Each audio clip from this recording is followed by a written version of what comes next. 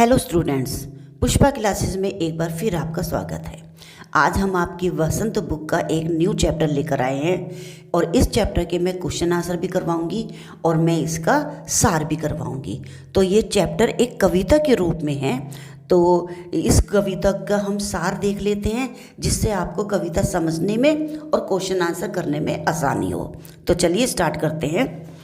चांद से थोड़ी सी गप्पे कविता का सार। प्रस्तुत कविता हिंदी साहित्य के प्रसिद्ध लेखक और कवि श्री शमशेर सिंह बहादुर द्वारा लिखी गई है।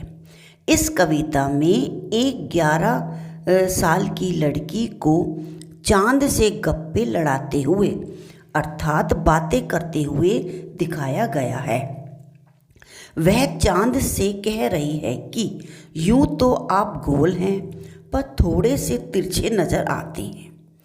आपने इन तारों जड़ित आकाश का वस्त्र पहना हुआ है तथा उसके बीच में से आपका केवल ये गोरा चिट्टा और गोल मटोल चेहरा ही दिखाई देता है। यानी कि एक छोटी बच्ची है जो चांद से बातें करते हुए कह रही है कि वैसे तो आप गोल हैं, लेकिन जब हम आपको देखते हैं तो आप थोड़े से तिरछे नज़र आते हैं। और वो दूसरी बात क्या बोल रही है कि आपको देख के ऐसा लगता है जैसे ये पूरा आकाश आपकी पोशाक हो और ये जो तारे हैं वो आपकी पोशाक में जड़े सितारे की तरह हमें मतलब जड़ाऊ लगते हैं, जड़े हुए लगते हैं। तो आगे वो और क्या बताती है, तो चलिए आगे पढ़ते हैं। वो चांद से कहती है कि हम जानते हैं कि आपको कोई बीमारी है। आप घटते हैं तो घटते ही चले जाते हैं और बढ़ते हैं तो आप बढ़ते ही चले जाते हैं। आप ऐसा तब तक करते हैं जब तक आप पूरे गोल नहीं हो जाते। यानी कि वो क्या कह रही है, चांद के घटने और बढ़ने को वो एक बीमारी समझ रही है ना। तो वो अब क्या कहती है आगे, वो आगे कहती है पता नहीं क्यों आपकी ये बीमारी ठीक ही नहीं होती है। यानी कि उसको पहली तो ये गलतफहमी है कि चांद जो बढ़ता है और फिर धीरे धीरे घट जाता है तो उसको वो एक बीमारी है। और एक वो क्या कह रही है, ये बीमारी आपकी ठीक ही नहीं होती है। यानी कि हर वक्त ये आपके साथ कभी छोटा घटते चले जाते हो तो कभी बढ़ते चले जाते हो। इस तरह कवि ने चांद के प्रति एक छोटी सी बच्ची की भावनाओं का बड़ा ही रोचक और मन भावन चित्रण प्रस्तुत किया है। तो इससे मतलब ये जो बच्ची की भावनाएं हैं ये कवि ने हमारे आगे बहुत ही सरल शब्दों में व्यक्त की है कि वो बच्ची चांद को देखकर क्या क्या कल्पनाएं कर रही है और क्या क्या उसके मन में विचार आ रहे हैं। तो चलिए हम कविता को और आगे बढ़ाते हैं और इसको पढ़ते हैं और इसका व्याख्या भी करते हैं, यानी कि सारांश भी बताते हैं। तो पहला है, जो पंक्तियां हैं शुरू की वो क्या है, गोल हैं खूब मगर तिरछे नजर आते हैं, जरा आप पहने हुए हैं कुल आकाश तारो जड़ा, सिर्फ मुंह खोले अपना गोरा चिट्टा गोल मटोल, आपकी पोशाक को फैलाए हुए चारों सिमत। यानी कि आपका जो ये ड्रेस है जिसको वो वस्त्र समझ रही है, आकाश वो पूरा चारों तरफ फैला हुआ है, ठीक है, और उसमें तारे जड़े हुए हैं। और क्या कह रही है वो चांद को कि तुमने सिर्फ अपना मुंह जो गोल मटोल है वही सिर्फ बाहर निकाल रखा है, ठीक है। आगे हम इसका पूरा व्याख्या सारांश भी देखते हैं। प्रथम पद, चांद से थोड़ी सी गप्पे कविता के प्रथम पद में बालिका चांद से कह रही है कि यूं तो आप गोल हैं पर फिर भी थोड़े से तिरछे दिखाई देते हैं।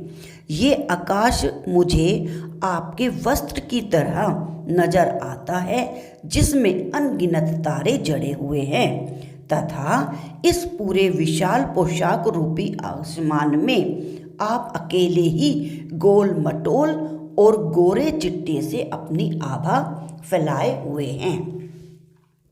तो चलिए आगे हम नेक्स्ट पढ़ते हैं इसका पैरा।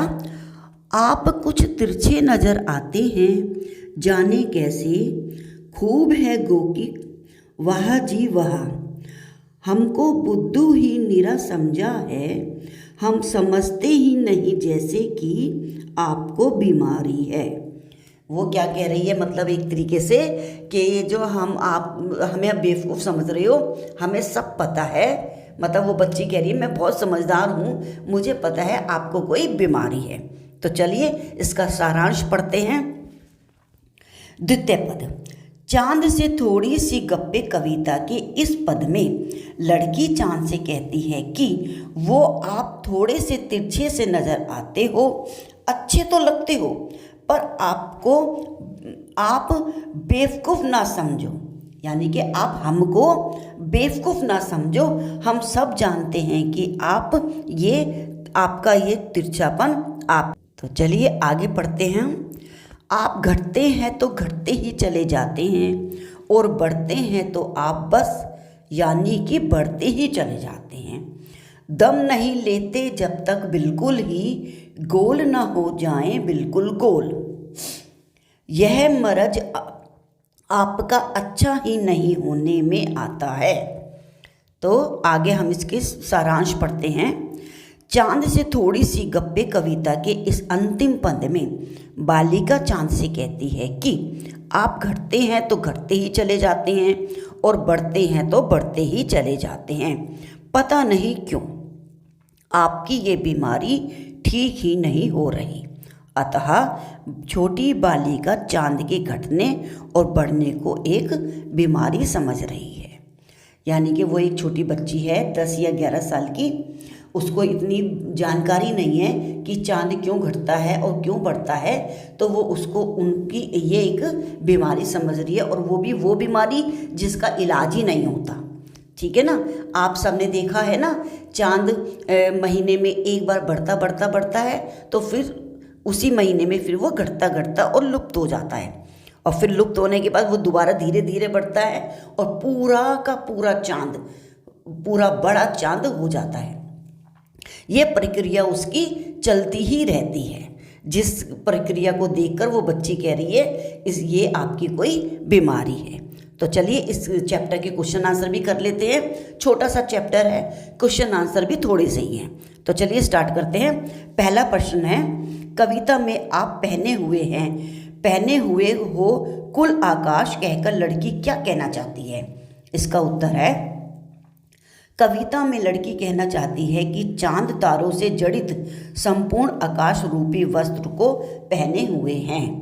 नेक्स्ट क्वेश्चन है, हमको बुद्धू ही नीरा समझा है कहकर लड़की क्या कहना चाहती है?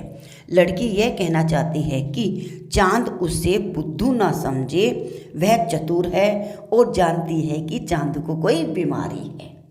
ठीक है। नेक्स्ट क्वेश्चन है, आश्चर्य बताओ। यह मरज आपका अच्छा ही नहीं होने में आता। इस पंक्ति का आश्चर्य यह है कि लड़की को लगता है कि चांद को कोई बीमारी है जो कि ठीक ही नहीं हो रही है, क्योंकि यदि वो घटते हैं तो घटते ही चले जाते हैं और बढ़ते हैं तो बढ़ते ही चले जाते हैं, जब तक कि वो पूरे गोल ना हो जाएं। नेक्स्ट क्वेश्चन है, कवि ने चांद से गप्पे किस दिन लगाई होगी? इस कविता में आई बातों की मदद से अनुमान लगाओ कि उसका कारण भी बताओ। इसका उत्तर है, कवि ने चांद से गप्पे निम्नलिखित दिनों में लगाई होंगी। दिन होगा पूर्णिमा। इस दिन पूरा चांद गोल नज़र आता है, यानी कि पूर्णिमा वाले दिन हमारा ये जो चांद होता है ये पूरा चमकीला गोल और बड़ा सा नज़र आता है। और अष्टमी से पूर्णिमा के बीच, यानी कि पूर्णिमा को तो पूरा हो जाता है, लेकिन अष्टमी से पूर्णिमा के बीच इन दिनों चांद कुछ तिरछा नज़र आता है, यानी कि जैसे जैसे वो घटता है तो ऐसे प्रतीक होता है जैसे वो टेढ़ा है, तिरछा है। ठीक है ना। आई होप आपको सारे क्वेश्चन आंसर समझ आए होंगे, आपको पोएम भी समझ आई होगी। नेक्स्ट वीडियो के लिए आप मेरे चैनल को सब्सक्राइब कीजिए, और वीडियो देखने के लिए आपका बहुत बहुत धन्यवाद।